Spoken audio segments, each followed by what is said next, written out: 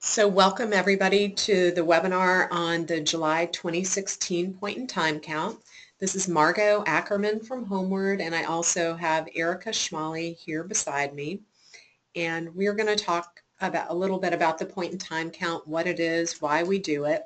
We'll talk about how the count is executed in Richmond City as well as in the counties.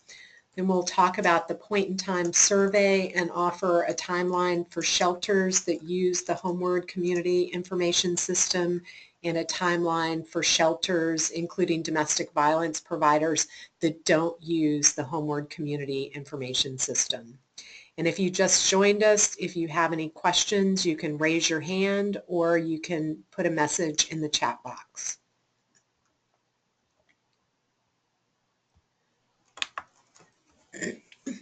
So this is just a little bit of information about the point in time count. Most of you have probably participated in this before, but it's a one-day count of sheltered and unsheltered people experiencing homelessness in our community. It's required by the Department of Housing and Urban Development that we do an annual count, but we do one twice a year in order to gather timely information about people who are experiencing homelessness in our area. And we know that the composition of people is a little bit different from the winter to the summer. In the winter, the cold weather shelter is open, so some people who would otherwise be staying outdoors are counted as being sheltered at that time. And then in the summer, when the cold weather shelter is closed, we tend to find more people who are unsheltered. This will be our 10th annual summer count, and we use the results to estimate the number of people who are experiencing homelessness in our community, as well as for programming, planning, and funding applications. We consider people homeless who are staying in emergency shelters, transitional housing, safe haven, domestic violence shelters, as well as people who are staying in places unfit for human habitation, like under a bridge, outdoors in a campsite, or in a car. We also consider people who are staying in hotels or motels that are paid for by a nonprofit or by social services to be homeless. If people are paying for a hotel room by themselves, they are not considered homeless according to the Department of Housing and Urban Development definition. So for this count, we are going to count people who are sleeping in a location that qualifies them as being homeless on the night of July 20th, 2016. So many of the activities that are taking place for the point in time count will occur on Thursday, July 21st. If you're doing surveys in your shelter on Thursday, July 21st, then you'll be asking people about where they spent the night before. So that where they spend that Wednesday night determines whether we count them as being homeless. We also, in some places, do survey some people who are not currently homeless, and we use this information to look at risk factors for homelessness or examine differences between people who are currently homeless and those who are not currently homeless. So in Richmond City, the main components of the count in the city are St. Paul's Episcopal Church, which has a large lunch program, other congregational lunch programs, I think 31st Baptist, and then First Baptist Center program, local shelter providers, and Richmond Street Outreach. In the counties, we are looking for people who are staying outdoors in Hanover, Henrico, and Chesterfield counties. We have teams of Department of Social Services staff and police that go to reported locations of encampments. And then DSS sites also survey people who present at their offices on the day of the count that are experiencing homelessness. People in the outlying counties are counted by placing calls to the localities to determine if anyone is presently experiencing homelessness. And then in the counties, shelters that are located in the counties participate in the point in time count and the survey. So I'm going to talk a little bit about the survey, but then I'm actually going to show it to you in a minute. So shelters use the long form of the survey that we use. We only survey adults. The survey is optional, so some people may choose not to take the survey, or they may refuse to answer specific questions. That's fine. We actually have a really good response rate to the survey. I think we normally survey about 70 to 75% of the adults that we identify as being homeless actually take the survey. The survey is self-report, so even if you're asking somebody a question and they give you an answer and you're like, I don't know if that's really true, you should record what the person tells you. And the reason for that is because self-report data is sort of a known limitation that you can actually say, well, one of the limitations of the survey is self-report, so you don't want to mix it up with the survey's self-report, but sometimes a case manager may decide for the person what their answer is going to be. It's just a lot more complicated to sort of unpack that. And then try to ask people all of the questions on the survey. This year we're piloting electronic surveys to see whether this is a viable way to collect data for the point-in-time count. The potential benefits that we see is that we will use less paper. It will take less time to actually administer the survey. One of the reasons for that is that if you're familiar with the survey as we've done it in the past, there's a lot of logic in there. So if somebody says yes to a question, they need to answer several other questions after that. And you kind of have to think to make sure you're going to the right place and everything. With the electronic survey, that skip logic is done automatically. We expect to get better data quality because people are forced to pick, in certain cases, just one answer, whereas sometimes on a paper survey they might check two answers where we just are looking for one. We'll have less manual data entry, which will also contribute to better data quality, and it will take us less time to get results from the data that we collect during the point-in-time count. That said, if you can't do the paper surveys for any reason, it could be that you have too much volume, you don't have reliable technology, or for whatever reason, if you'll email Erica Schmalley by this Friday let her know that you need paper copies, then she can make sure that you get the paper copies so that you can administer them that way, and then we'll have some other people enter that data. So here is a link to the online survey that we're going to look at in just a minute. But here are some tips too for actually using the online survey. When you're doing the survey electronically, you don't want to use your browser's back button. It usually appears like at the top left of the screen, the back arrow. You don't want to use that. There are some back and next buttons that appear at the bottom of the page of the survey. So you want to go through the survey using those buttons. If you want to test out the survey, you can do that. You can start doing that today. When you open the survey, the first question is what your site code is. And typically your site code is going to be whatever shelter you're working at or surveying people at. And so you would actually select that program from the list. But if you want to just play around with the survey, just select test as the site code, and that will let us know that we can just dump out that data, that we don't actually want to analyze it. So in order to do the survey electronically, you do need internet access, and it can be administered on a computer, tablet, or smartphone. And at the beginning of the survey, the person filling it out will be asked about whether the survey is being administered by staff, volunteer, or if it's being self-administered by a client. And the reason for this is that at the end of the survey, there are actually some questions about giving the survey electronically, because we do want to get feedback on what people think about collecting data this way. So if you're a staff or volunteer, then you will actually be asked specific questions at the end of the survey that we'll look at in just a minute.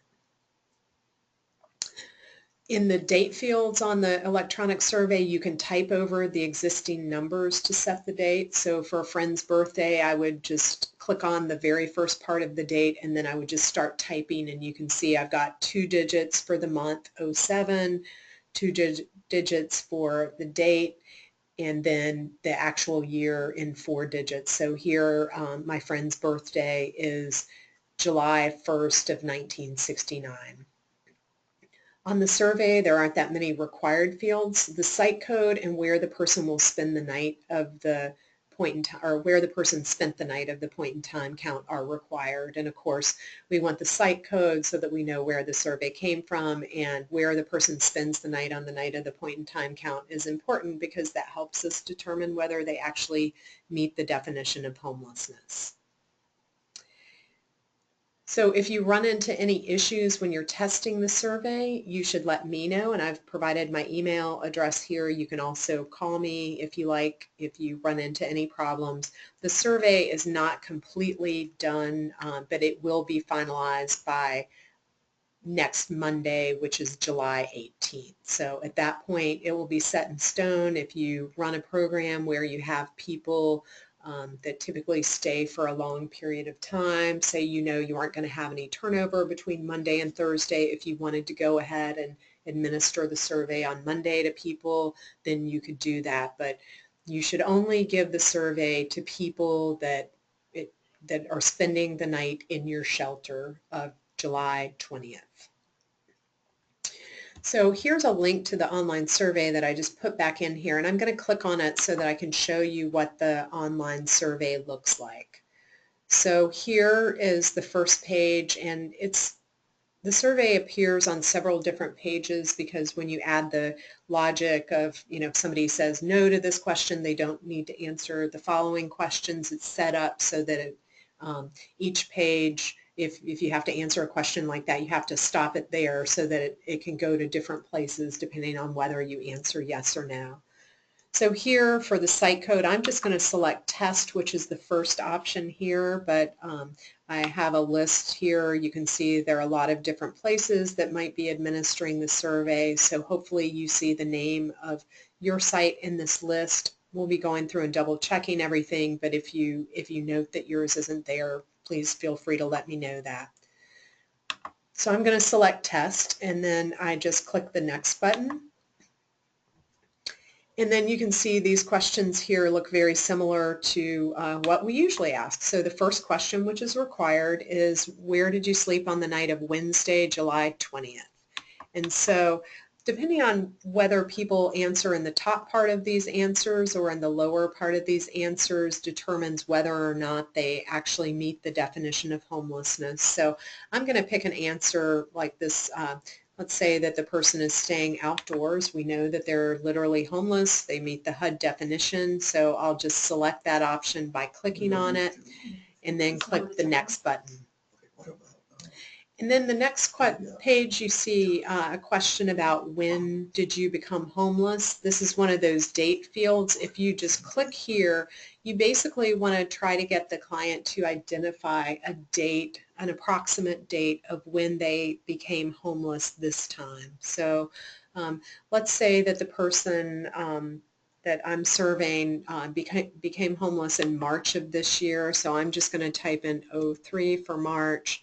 Let's say they told me the middle of March, so I'm going to type in 15, and since it's this year, I'll just type in the year. And I've found that that's the easiest way to fill out these date fields is just to click on the first part of it and then just enter the numbers. So then here's a question that's very similar. It's sort of capturing the same thing, but in categories instead of on a date. Is the time you've been homeless, and then you would select here, let's say this person has been homeless for between 3 and 6 months, so I select this option here and then I click next. So then I go to some questions that deal mainly with chronic homelessness, and I'm not going to go through all of these question by question, but if you've participated in the count before, then you've seen these questions before. So let's just answer a few of these questions here. And then again, here's a birth date field, so I'm going to enter a date on top of this.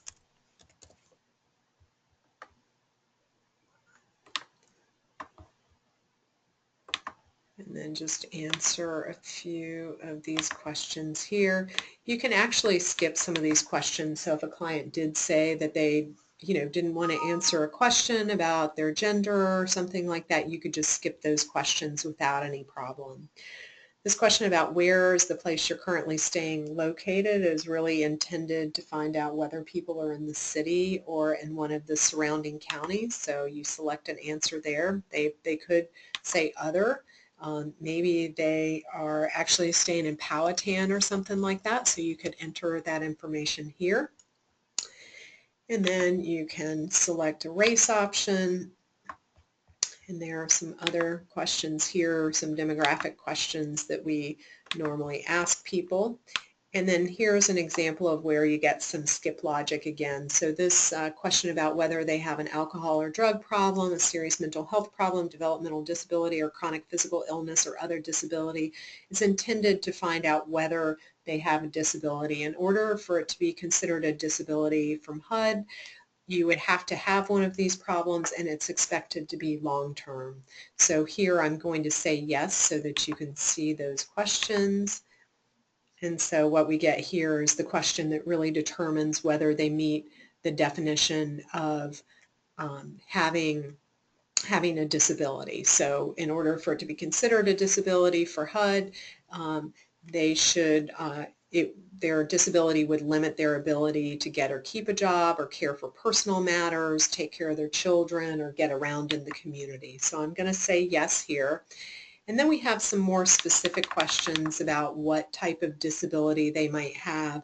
And somebody could answer yes to all three of these questions. They might have several different disabilities, or they might have a disability that's not listed here. So even though they have a disability based on these two questions that we've asked, they might not have a drug or alcohol problem, a mental illness, or a physical disability. They might have something else. So I'm just going to answer these questions like this here and keep on going. So here there's some skip logic. That's why there's just one question on this page, but I'm going to say yes, I have kids under the age of 18 so that we can look at those questions. And then the next question is, how many of these children will be with you tonight? So I'm going to say 2 of my kids will be with me. And here I don't have any children who aren't staying with me, so I'm just going to skip this question. But if somebody did have children under the age of 18 who weren't staying with them, then you can actually, if I had 2 kids, maybe one is staying with the other parent, and then maybe somebody else is staying with an aunt or a grandmother or something like that. So you can actually select more than one option here. Here's another question with logic. So if I say yes, I'm going to get some questions that deal with my being a veteran. So I have been in active duty. I wasn't called in as a member of the National Guard or Reserve. I'm not a combat veteran. I received an honorable discharge in my last year of service. Here you can see this is a drop down so that we can select when my last year of service is. So let's say that it was 1994. And then here's a fairly long list of yes or no questions that we typically ask about. They deal with alcohol problems, drug problems, mental health problems, and then some whether they've been to see a doctor or a dentist, and whether they've been treated in an emergency room or been the victim of violence. So you should be able to just go through these questions fairly quickly and just answer these questions. And let's say that I have had a problem with alcohol. I don't currently have a problem with alcohol. I am in recovery. I don't have a drug problem and haven't before. I am in treatment for mental health problems in the past. I have been in the past, and I'm currently being treated for mental health problems. I'm taking medication, getting counseling. I haven't needed to see the dentist, and I haven't been to the dentist. And the same for doctor right here. And then I have been treated in an emergency room in the past year, and I have been the victim of violence. So then I just click next to move through. Let's say that I am employed part-time, so this should get me some questions about my work. So the type of work that I currently do is I'm a researcher, and then let's say that I am looking for a job. And the way that I'm answering these questions is really to kind of show what the full survey looks like. It will have some minor changes made to it before next Monday, but this should pretty much show you what it will look like. The work that I'm looking for, I want to be let's say I want to be a community planner, so we put that there. Here's some questions that have to do with what my income sources are and domestic violence. So in the past year, I have had some financial assistance from friends and family. I haven't been gotten any money from panhandling, but I do get some benefits. I don't have VA benefits, and I don't have SSI or SSDI. And let's say that I have experienced domestic violence, and there are just a couple questions that relate to that. So how long has it been since the last episode of violence? It has been 3 years. So I'm going to put 3 years here. And one thing that's important to note here is that you have to put a number and what that number is. So you can't just put something like 3 in here, because then we don't know whether it's 3 days, 3 weeks, 3 months, 3 years, or whatever. So make sure on questions like this that you're clear about what the category should be, or how you're quantifying that number. So then, how long have I lived in this area? Same thing. I've lived here for 21 years, and my last permanent place to live was in Richmond. That was before I lost my housing. I lived in Richmond City before I came to a shelter.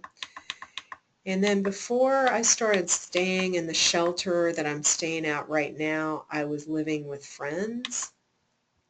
I haven't lived in public housing, and I was not homeless as a child, but I was in foster care, and I didn't become homeless within 6 months of leaving foster care. So now we'll get a couple questions related to foster care here. I was in foster care for 2 years.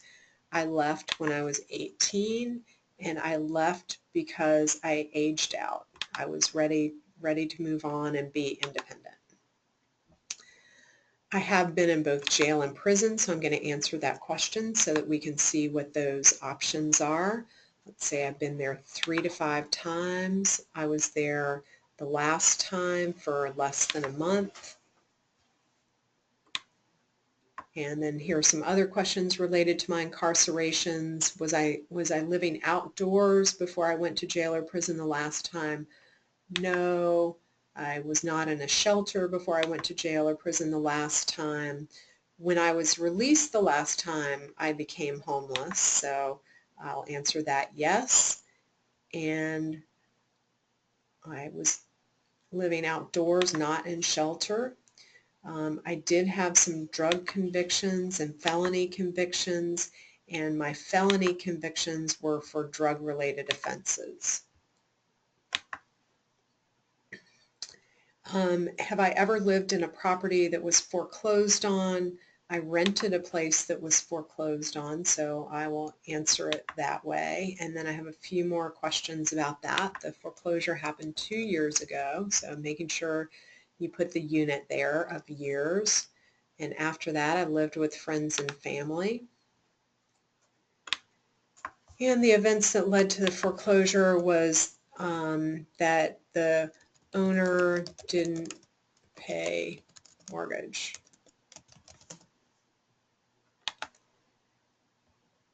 So then the last question is, what would it take for you to have permanent housing? My answer is a job and sobriety.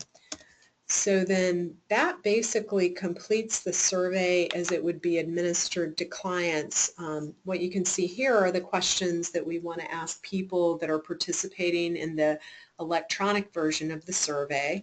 So here, how was the survey administered? I'm using my laptop right now, so I'm going to check that. I suspect that others will be using a tablet or possibly a smartphone.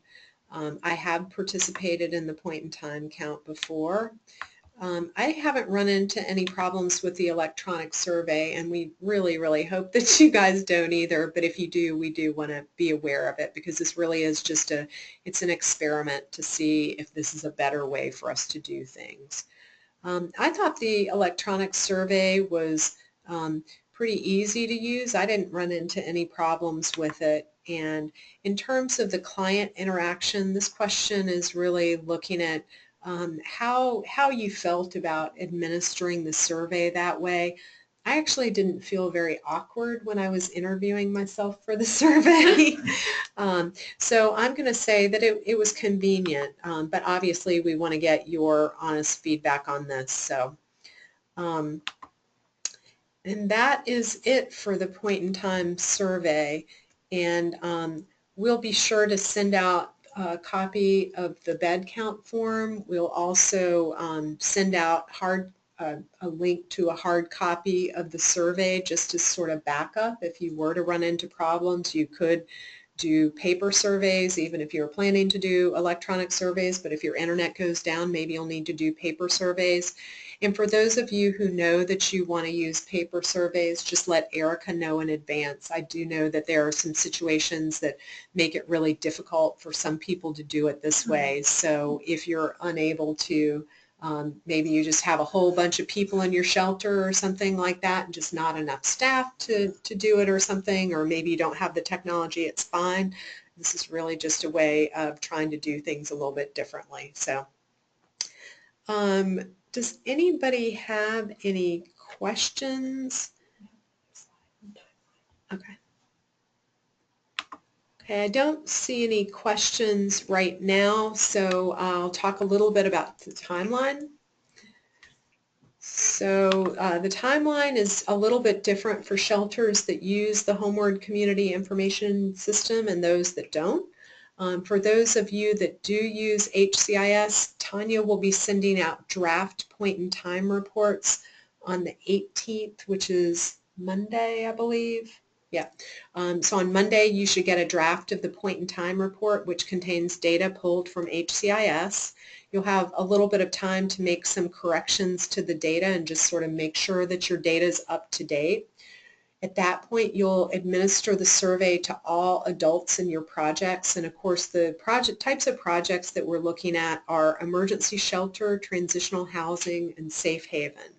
And you just want to administer the survey to every adult that was in your shelter on the night of July 20th. On July 21st, you want to make sure that all your data in the system is up to date, because Tanya will be sending out point-in-time reports the day after that for you to confirm your numbers. So you'll want to actually read through that report, say, yes, this matches the total number of people that were in my shelter. These seem to be what their characteristics are.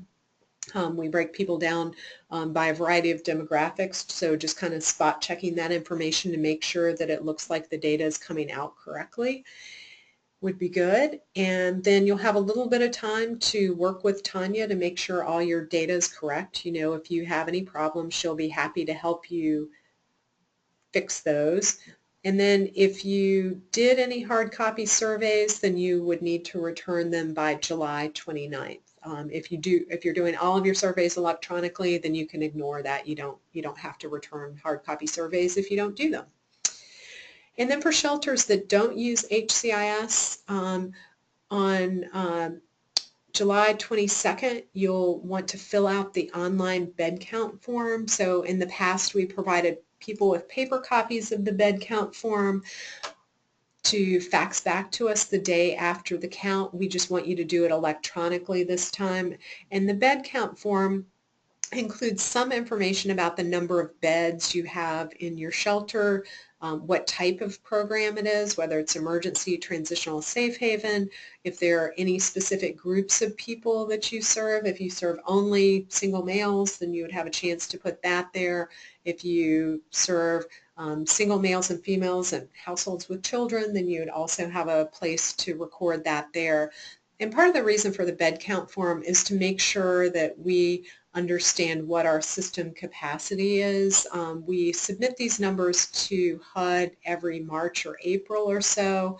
It goes on the housing inventory count, which is something that they use to sort of figure out how utilized our beds are, whether we're full, whether we're empty, and that sort of thing. So that bed count form also has specific information about the characteristics of clients. like their age group, their race, their gender, and that sort of thing. So you would fill out all of that on the bed count form electronically. And then for shelters that don't use HCIS, you would return any hard copy surveys. If you do hard copy surveys, then you would fill those out and return them to us by July 29th.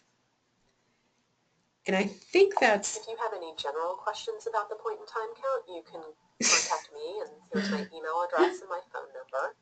If you have questions that are specifically related to the point in time in Henrico or Richmond, I'm the person to get in touch with.